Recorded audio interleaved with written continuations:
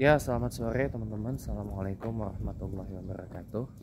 Sore ini Ahad 27 November 2022. Saya pengen cerita tentang apa yang saya alami kemarin. Jadi kemarin itu saya baru aja syukur, senang, alhamdulillah gitu bisa bertemu kembali dengan keluarga mendiang papa saya yang semenjak nenek saya dari papa itu meninggal dunia pada setahun yang lalu. Jadi kami itu jarang ketemu. Kami itu jarang bertemu karena satu dan lain hal yang tidak bisa saya sebutkan apa penyebabnya, karena ini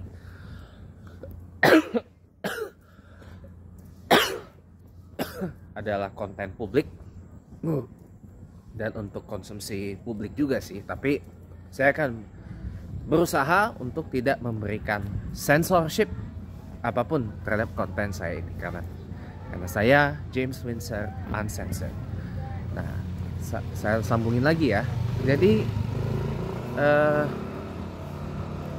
kalau saya sambung lagi, jadi keluarga papa saya itu setelah nenek saya dari papa itu meninggal dunia, itu kan memang alhamdulillah kemarin bisa kumpul walaupun jarang, tapi kumpulnya itu nggak utuh gitu loh, nggak nyatu gitu loh.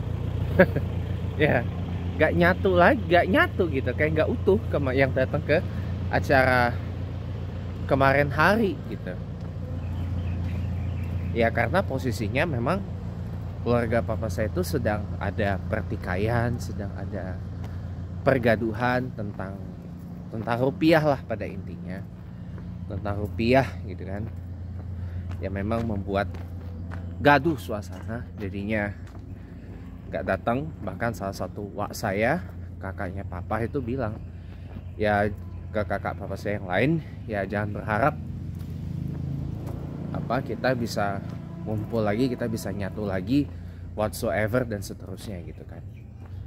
Tapi saya kemarin bersyukur banget, bukan karena saya kemarin dikasih uang sama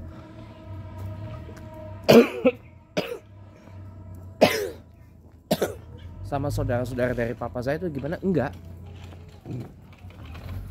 Tapi saya bersyukurnya itu karena saya senangnya itu bisa ngumpul, bisa kalau orang Sunda bilang ngariung lagi, bisa silaturahim lagi, bisa ya kumpul-kumpul gitu kan. Saya senangnya itu di situ. Siangnya saya dapat WA dari orang tua saya, yang saya buka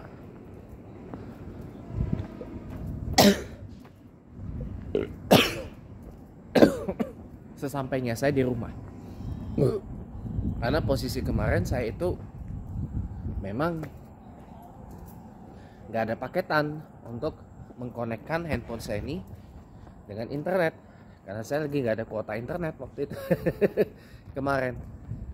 Dan alhamdulillah, dan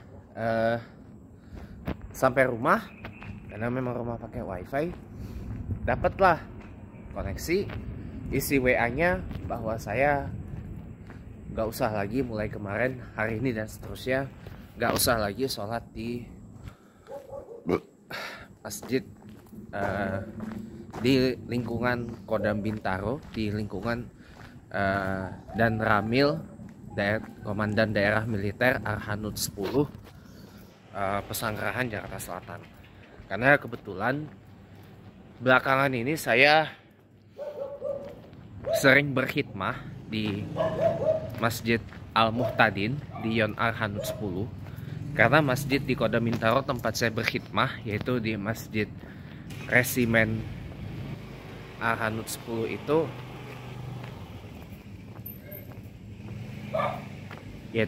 sedang direnovasi, dirombak total, dibangun lagi pada intinya, dibesarin dan jadi besar nanti masjidnya, jadi bertingkat gitu kan.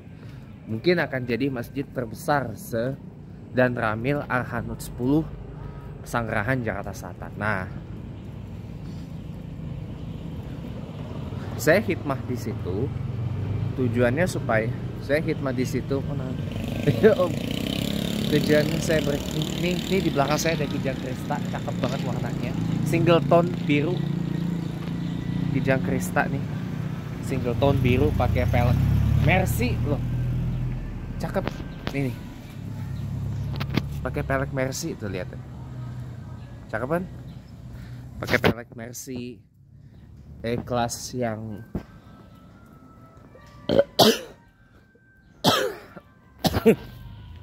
yang setelahnya New Ice kalau nggak salah.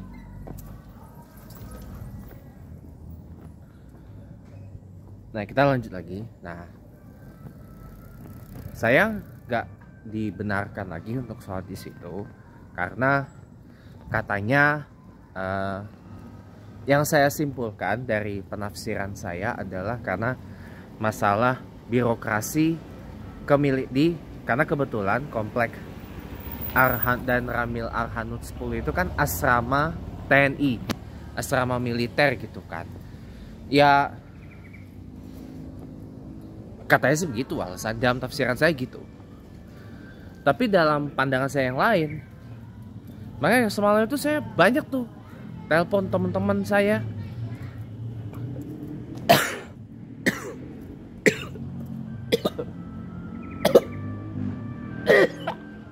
Termasuk teman lama saya yang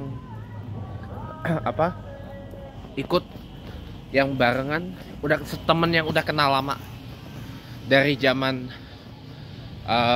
Pilgub Jakarta 2017 ya, dan sekarang buka usaha kopi, Bung Haryadi namanya. Saya telepon beliau ya, dan saya setuju dengan pendapat beliau bahwa ya yang namanya masjid itu Pak, yang namanya masjid itu nggak ada yang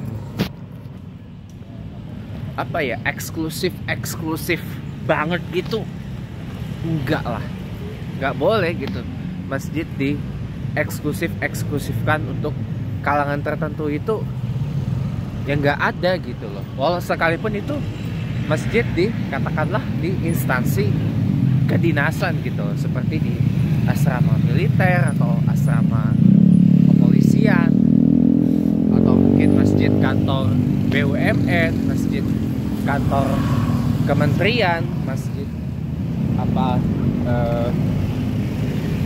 masjid di kantor Pemda, atau masjid Kanwil. Agak pokoknya masjid di lingkungan tertentu lah, misalkan masjid perkantoran ya, atau masjid perumahan gitu kan ya, kan di situ kan nggak terpampang masjid khusus untuk warga ini nih, atau masjid khusus untuk pegawai ini, atau masjid khusus untuk kalangan ini nih. Lah makanya saya keluarkan suatu satire di status WhatsApp dan Facebook saya, dan saya sudah tulis juga di IG story saya. Jadi belakangan itu saya lihat itu masjid itu seperti Rotary Club ya. Jadi Rotary Club itu adalah satu klub, katakanlah klub para jutawan, klub orang kaya gitu ya. Atau mungkin kayak clubhouse gitu loh, clubhouse yang ada di perumahan gitu kan. Jadi clubhouse itu kayak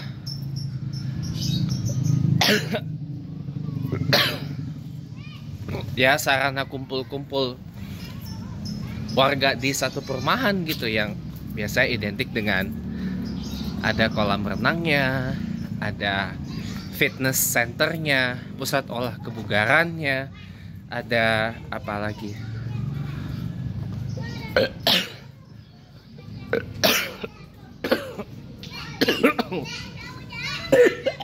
ada tempat makannya, ada lounge-nya,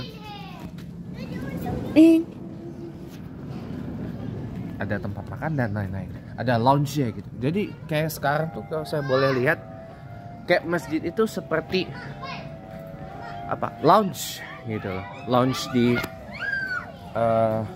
bisa lu launch di hotel atau di bandara gitu. Jadi ada membershipnya, ada keanggotaannya, dan keanggotaan tuh ada levelingnya, ada tingkatan-tingkatannya. Yang boleh jadi imam masjid itu adalah anggota yang platinum member gitu kan.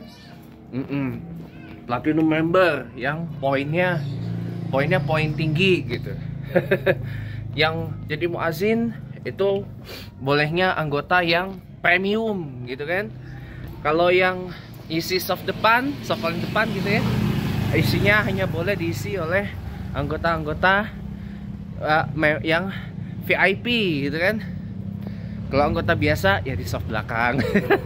Jadi seperti itu loh. Jadi seperti itu teman-teman. Ya, dan itu ada iurannya, ada iuran keanggotaannya yang harus dibayar gitu loh. Ada iuran bulanan atau mungkin tahunan gitu kan. Nggak dibayar, iurannya turun jadi anggota biasa. Nah, jadi kurang lebih kayak gitu. Itu sindiran kecil gitu loh. Untuk masjid-masjid yang merasa mengeksklusifkan dirinya untuk kalangan tertentu. Nah, makanya maksud saya itu menanyakan ke diri saya sendiri, yang kemudian saya curhatin itu, yang saya tanya ke diri saya sendiri sepanjang hari kemarin, bahkan sampai hari ini. Saya tanya ke diri saya sendiri, siapa sih orang yang membutuhkan sosok seperti saya? Siapa orang yang menginginkan sosok atau pihak yang menginginkan sosok seperti saya, yang membutuhkan sosok seperti saya, atau yang memerlukan sosok seperti saya selain diri saya sendiri? Ya, saya tahu, saya sayang diri saya sendiri, dan saya tahu mereka yang menolak saya berarti itu adalah makhluk sosial yang tidak layak untuk saya dekati, makhluk sosial yang tidak layak untuk saya bermitra, berasosiasi, berteman, berhubungan whatsoever gitu. Saya tahu itu, dan saya paham itu,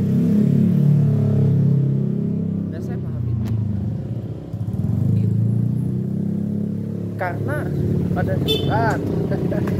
Karena pada dasarnya saya kenal dengan Ustaz itu, teman di musola Al-Ikhlas di Kebun Kopi, Tangerang Selatan, Banten, masuk Pondok Aren dia.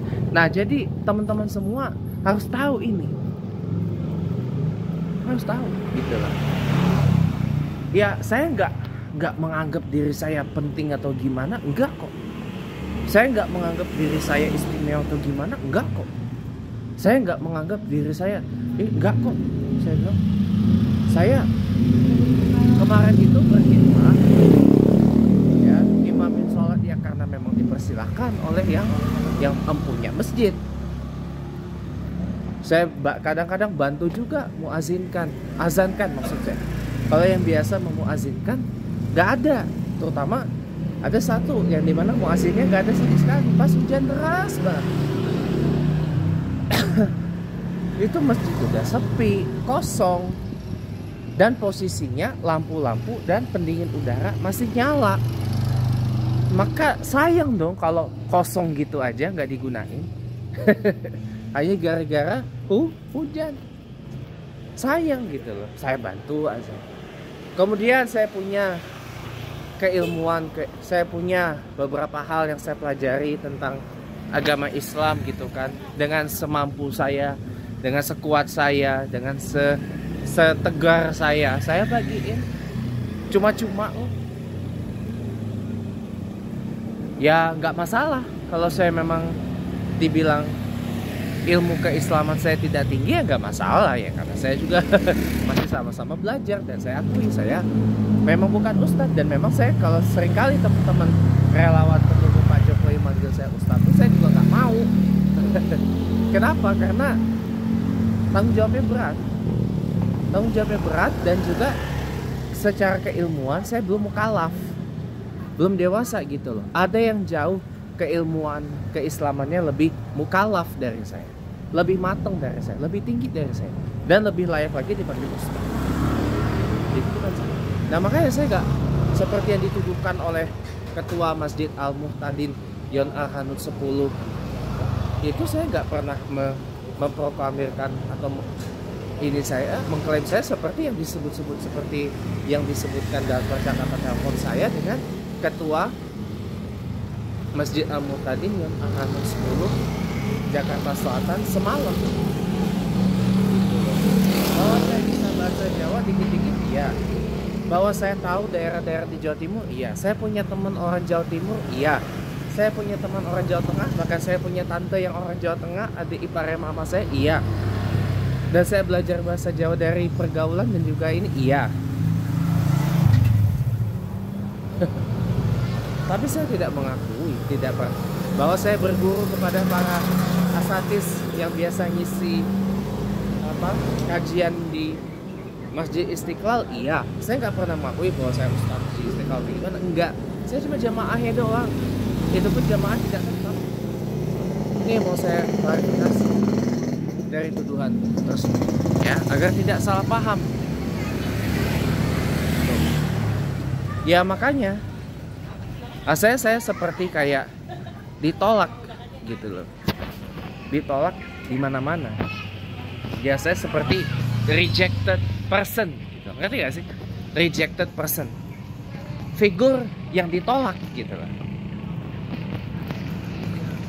Figur yang ditolak, figur yang tidak diingini,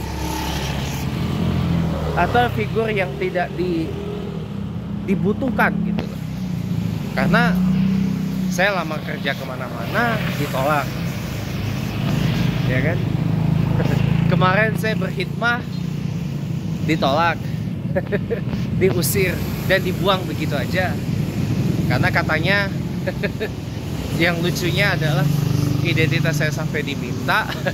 Dan kemarin itu yang bikin saya down banget itu adalah orang tua saya katanya sampai dipanggil oleh Ketua RW 08 Bui Bintang Permai Pesanggrahan Jakarta Selatan. Dan katanya itu udah sekarang jadi urusan RW gitu. Udah urusan 2 RW.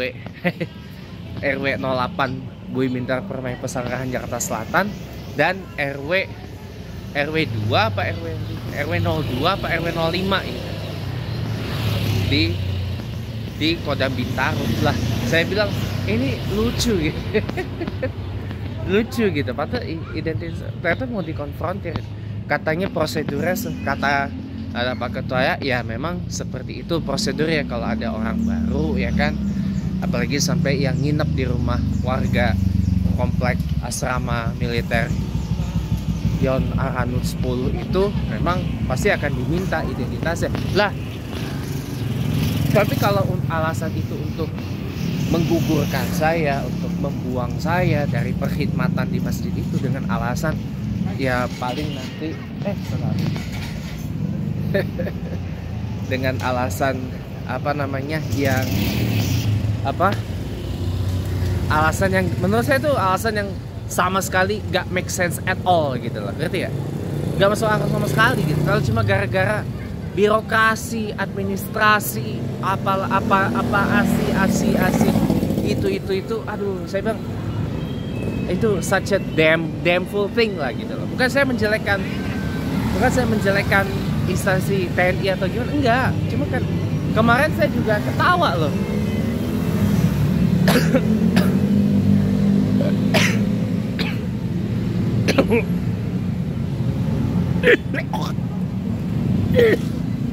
Pas saya diceritain ada dalam satu kesempatan kalau Jumat di Masjid Al-Muqtadin Yon Aranet 10 Jakarta Selatan itu ada yang berkhutbah tentang pangkat-pangkat militer gitu loh. Nah mungkin pihak sononya tersinggung, ya kan. Yang kata dalam khutbahnya tuh ya jangan mentang-mentang karena pangkat ini itu apa segala macam pangkat militer A B C D E F G A. Matanya nggak ngelihat kali itu abang Grabnya. Saya udah lambain tangan begini pada. Gak kayak karena pangkat militer A B C D E apa itu, lantas jadi ya lantas pihak Yon Aranet 10-nya tuh sampai tersinggung atau bilang kalau khutbah itu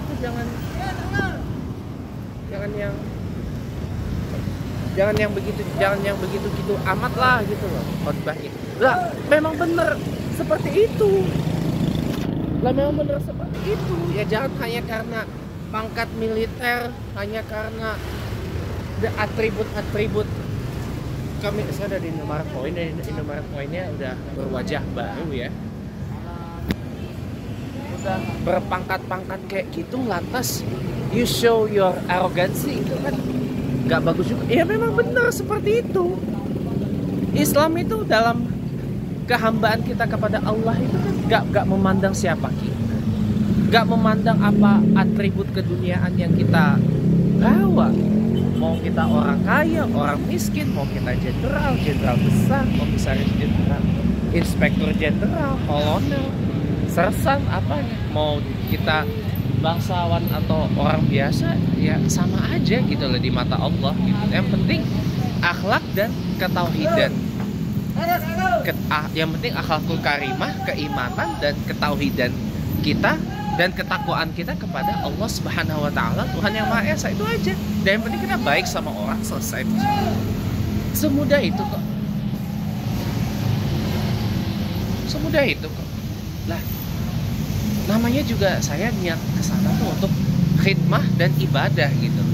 Ya kalau katanya tuh kalau sekedar sholat jamaah biasa, oke lah, gak apa-apa. Tapi kalau ngimamin atau berbagi ilmu kayak gitu gak usah lah, katanya pihak DKM itu sudah akan menyiapkan. Nih gini, saya sampaikan lagi ya, ada jadi imam sholat itu gak mudah gitu. Syarat terfundamentalnya adalah ya ummul qaum aqra'uhum li Qur'an. Ya. Yang mengimamkan sholat satu kaum itu adalah orang yang aqra'uhum li Qur'an.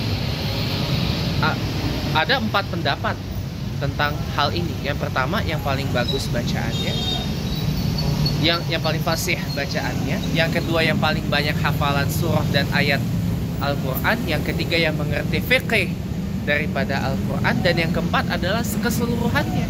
Dia tahu fiqih dan tahu cara dan paham fiqih Al-Quran, dan dia banyak hafal surah dan ayat dalam Al-Quran, dan dia fasih bacaan. Itu yang dimaksud aqra'uhum li Quran itu. Jadi kalau seandainya di barisan makmum itu ada yang memenuhi syarat itu, harusnya dipersilakan untuk mengimami sholat sekalipun dia bukan mukimin atau orang yang bermukim di tempat di mana masjid itu berada. Dia mungkin musafir, tetamu misalnya. Tapi kalau dia memenuhi persyaratan itu, dia harusnya dipersilahkan. Jangan hanya gara-gara masjid tersebut itu di lingkungan tertentu gitu kan, orang yang aqra'uhum li Quran itu tidak disilahkan jadi imam. Ternyata yang mengimamkan sholat itu adalah yang bacaannya acak-adul, yang bacaannya jelek, yang makhraj huruf, sifatil huruf, tajwidnya gak bagus. Tapi hanya gara-gara memandangkan masjid itu berada di tempat tersebut dan memandangkan dia adalah tokoh, memandang dia dari ketokohannya, dari kepangkatannya, dari harta yang dia punya, dari keterkenalan dia dan sebagainya. Ya jujur, makanya saya paling bilang ya, Islam itu adalah agama yang sangat-sangat mengajarkan tentang meritokrasi. Jujur, Islam itu adalah agama yang paling sangat-sangat mengajarkan tentang meritokrasi. Jadi menghargai dan menghormati orang berdasarkan kemampuan yang dia miliki, keahlian yang dia miliki, kapabilitas yang dia miliki, keterampilan yang dia miliki, itu dihormati. Bukan feodal Islam itu, tapi agama yang sangat egaliter dan sangat mengajarkan tentang yang namanya meritokrasi. Makin bangga saya menjadi seorang Muslim. Oh iya, berkaca dari peristiwa yang saya alami. Ya tapi ya sudah, saya akhirnya tahu siapa yang membutuhkan kehadiran orang seperti saya. Saya tahu orang yang memerlukan kehadiran saya, atau pihak yang menghadirkan saya itu seperti apa, yang memerlukan dan menginginkan dan membutuhkan kehadiran sosok seperti itu seperti apa. Siapa? Saya tahu. Akhirnya tahu orang dan pihak yang lebih membutuhkan. Dan saya akhirnya mungkin bisa lebih banyak mencari lagi masjid-masjid atau musola-musola yang setidaknya perlu untuk saya bantu untuk berkhidmah di sini. Jadi ya makanya saya juga ya mohon maaf gitu kepada seluruh warga dan Ramil Arhan 10 Sangrangan Kesatan, kalau selama keberadaan saya di Masjid Ampun tadi itu mungkin tidak lebih membawa maslahah gitu kan, dan mungkin membawa hal yang buruk gitu kan, membawa hal yang mudorah gitu kan. Dan juga saya juga ingin sampaikan bahwa saya tidak menganggap diri saya penting atau gimana, enggak. Saya hanya menanyakan aja gitu. Kenapa saya seperti ditolak di mana-mana, seperti seseorang yang tidak diingini, tidak dibutuhkan, tidak diperlukan. Tapi pada akhirnya saya tahu siapa orang atau pihak yang lebih membutuhkan saya, lebih menginginkan saya, lebih memerlukan kehadiran saya. Ya, makanya pesan saya, kalau memang masjid itu mau dieksklusifkan, ya perlakukan aja eksklusif membership gitu loh. Tulis saja depan, masjid hanya untuk ini. Nggak boleh untuk umum, bukan masjid umum. Bilang aja. Karena setahu saya di mana-mana masjid itu adalah untuk umum. Dan siapa saja yang memang punya kemampuan untuk berdakwah, dipersilahkan untuk berdakwah. Siapa yang punya kemampuan untuk mengimamkan sholat, yang penting syarat aqra'uhum liquran itu terpenuhi, tajwidnya bagus, baca pelafalannya bagus, maka hurufnya bagus, sifatil hurufnya bagus. Ya harusnya itu yang lebih dipersilahkan untuk menjadi imam sholat. Bukan karena dia warga situ, terus karena ketokohannya, karena usianya tua, dia sudah nikah, dia ini pertimbangan-pertimbangan lain di luar aqra'uhum liquran itu sendiri, ya itu adalah urusan yang blunder menurut saya. Karena nanti lebih bagus memang ya lebih aqra'uhum liquran tadi untuk mengimamkan sholat. Dan kalau orang ingin berbagi keilmuan keislamannya, selama dia dakwah dan berbagi ilmunya tidak memprovokasi dan memecah belah ummah Islam se-Indonesia ini, ya harusnya dipersilahkan. Jangan dibatasi hanya gara-gara masalah birokrasi, masalah administrasi, masalah status, karena masjid ini masjid komplek asrama militer, masjid ini masjid komplek asrama polisi, masjid ini masjid kampus, masjid kantor, masjid instansi pemerintahan, masjid kantor pemerintah, masjid kementerian, masjid kantor gubernur, masjid apalagi, masjid perumahan, masjid ini itu, dan aduh semuanya udah deh. Islam bukan memandang orang yang lebih layak untuk berkhidmah di masjid itu dari segi atribut dan identitas yang dia tahu. Makanya akhir kata, Islam itu adalah agama yang sangat-sangat mengajarkan meritokrasi. Dan meritokrasi adalah sesuai dengan apa yang diajarkan menurut syariah Islam. Assalamualaikum warahmatullahi wabarakatuh.